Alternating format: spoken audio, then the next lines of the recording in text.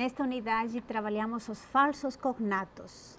Os falsos cognatos são chamados também de falsos amigos. O que seriam esses falsos cognatos? São palavras que aparentemente têm o mesmo significado que na língua portuguesa, né? Porque a forma da palavra é a mesma, mas o significado não tem nada a ver com o significado que tem na língua portuguesa. Por isso que é chamado de falsos amigos, né? Porque parece, mas na realidade não é.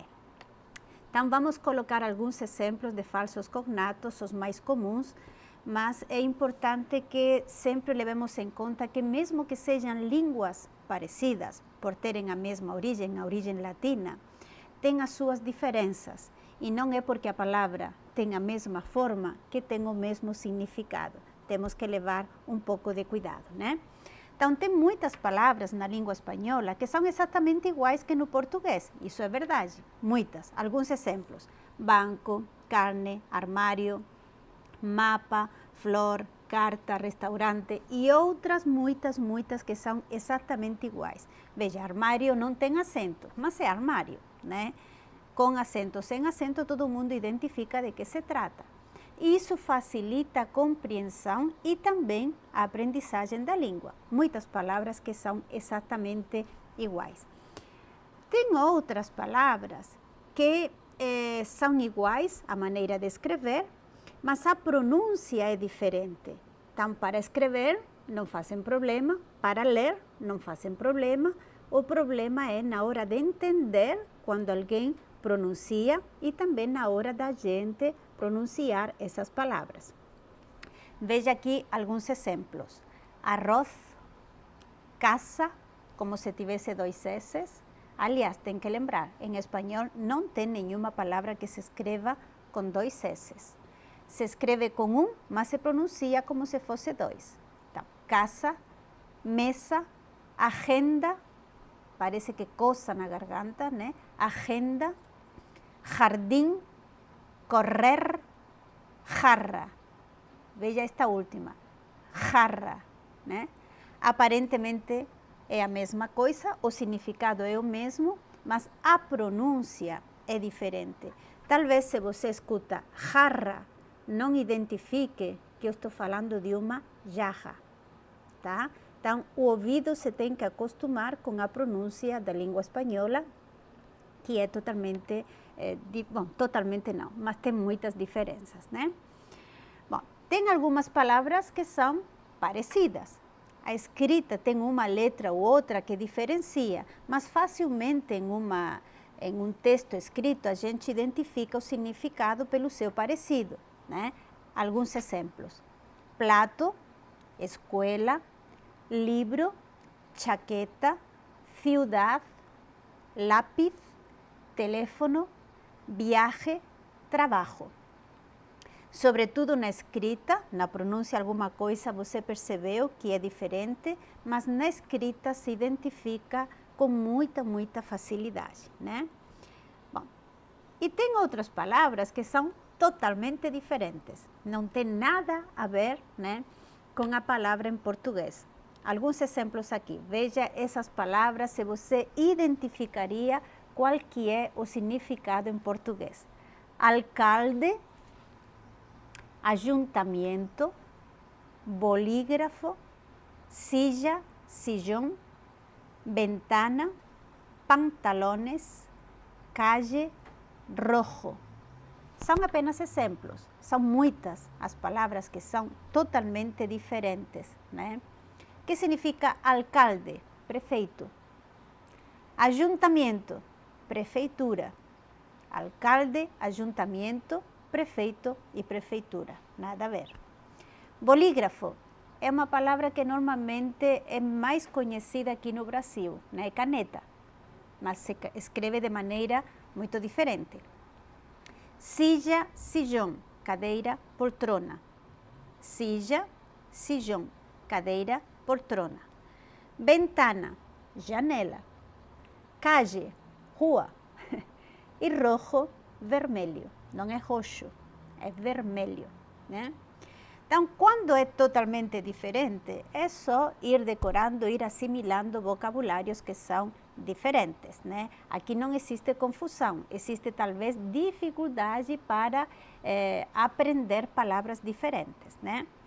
Os falsos cognatos, que seria o foco do nosso assunto desta unidade, são falsos amigos, porque aparentemente são palavras iguais em português e em espanhol, né? Mas em espanhol significa uma coisa e em português significam outra. Por isso que são chamados de falsos amigos. Parece, mas na realidade não é. E pode te levar a uma compreensão errada do texto que você está trabalhando. Vamos ver alguns exemplos. Uma mulher embarazada em espanhol seria uma mulher grávida, embarazada. Nunca em espanhol diria que uma mulher tem o cabelo embaraçado. O cabelo está enredado e a mulher está embaraçada, grávida, né? Veja como a mesma palavra, né, tem um significado totalmente diferente, né? Outros exemplos aqui, né? A palavra copo em português é um copo de água, um copo de suco, né? Em espanhol, copo, né, seria floco de neve, um copo de neve, né? Esse copo de água em português, em espanhol seria vaso de água. Então, em espanhol é vaso de água, não copo, né? Uma taça de vinho em português, como seria em espanhol? Uma copa de vinho. Está vendo a confusão? E a taça de café em espanhol é uma xícara de café em português. Então, copo em espanhol é floco em português. Vaso em espanhol é copo em português. Taça em espanhol é xícara em português. E copa em espanhol é taça em português. Taça em português. Então, aparentemente parece que é, mas na realidade o significado é outro. Se você for na Espanha, na Bolívia, Paraguai, Bolívia, qualquer país que fale língua espanhola e pedir, né, uma taça de vinho, vão achar que você não sabe se está querendo vinho ou café. Taça é para café e copa é para vinho. Outros exemplos. A mesa onde se escreve, em espanhol, é um escritório. É o lugar para escrever, escritório, né? O lugar de trabalho é a oficina. Oficina em espanhol, né? E onde eu levo o carro quando enguiça é o taller. Então, veja só. Lugar para escrever, mesa para escrever é escritório. O meu lugar de trabalho é oficina. E onde conserta carro é taller. Os significados, né, são diferentes em português e em espanhol, nos três casos, né? Borracha. O que significa essa palavra em espanhol? Borracha é o nome que se dá a uma pessoa que embebedou. Quer dizer, em português seria bêbada. Uma mulher borracha é uma mulher bêbada, né? E o que em português é borracha de apagar, em espanhol é uma goma, goma. E pneu é pneumático. Então, veja que as palavras, né, aparentemente indicam uma coisa, mas na realidade podem significar algo que é totalmente diferente. Imagine a situação. Aqui, ao menos em Campo Grande, né, lugar onde conserta pneu é borracharia, né? Quem vem por aí de país em que se fala língua espanhola deve pensar que é o lugar de ficarem bêbados, né? Como já aconteceu com alguns amigos meus, quando vem borracharia. Que é isso? Lugar para ficar bêbado, né? Nada a ver. Outro exemplo. Sordo é a pessoa que não escuta. E surdo é a pessoa canhota que escreve com a mão esquerda. Sordo Zurdo é a pessoa que escreve com a mão esquerda. Então, pode acontecer que alguém de língua portuguesa, lendo a palavra zurdo, pense que estamos falando de sordo, né? São pequenas diferenças, mas que fazem todo o seu significado diferente, né? Ancho significa em português largo, e largo significa em português comprido. Então, uma janela larga em espanhol é isto aqui, larga, né? E se eu quero indicar largo em português, tenho que dizer que a janela é ancha, tá? Ancho, largo. Algumas frases que eu fui escolhendo, né, com falsos cognatos, né? Veja aqui a primeira. La cena estava esquisita. Cena significa jantar. E esquisita significa muito gostosa. Então, se depois de um jantar eu falo que a cena estava esquisita, eu quis falar que eu gostei muito da comida, gostei muito do jantar, né? Cena, jantar, esquisita, muito gostosa. Se falar de pessoa, uma pessoa esquisita, uma pessoa de gostos refinados, né? Então, esquisita para elogiar a comida. Comía ensalada una muchacha muy salada. Comía ensalada una muchacha muy salada.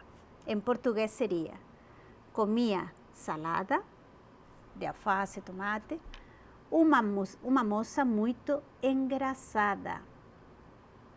Entendeu? A palavra salada, em espanhol, é de uma pessoa que tem graça, que tem sal, né? Que é engraçada, né? E a comida feita de tomate, alface, cenoura é ensalada. Ensalada. Los cubiertos están encima de la mesa. Cubiertos não é uma coberta, não é uma manta, são os talheres. Os talheres estão sobre a mesa. María ha hecho 12 dulces. María ha hecho 12 dulces. Em português, María fez 12 doces. A palavra 12 em espanhol é uma dúzia, né? E dulces significa 12. Me gustan los espaguetis com salsa de tomate. Eu gosto dos espaguetis com molho de tomate. O que em português é salsa, em espanhol seria perejil. Perejil. Então veja que são muitas as palavras que aparentemente significam uma coisa, mas na realidade o significado, né, é muito diferente. E pode colocar as pessoas em situações bastante constrangedoras, né, quando não tem um domínio da língua. Pode ser tanto na fala quanto na escrita, mandando um e-mail, escrevendo uma carta. Então, leve cuidado com os falsos amigos, os falsos cognatos.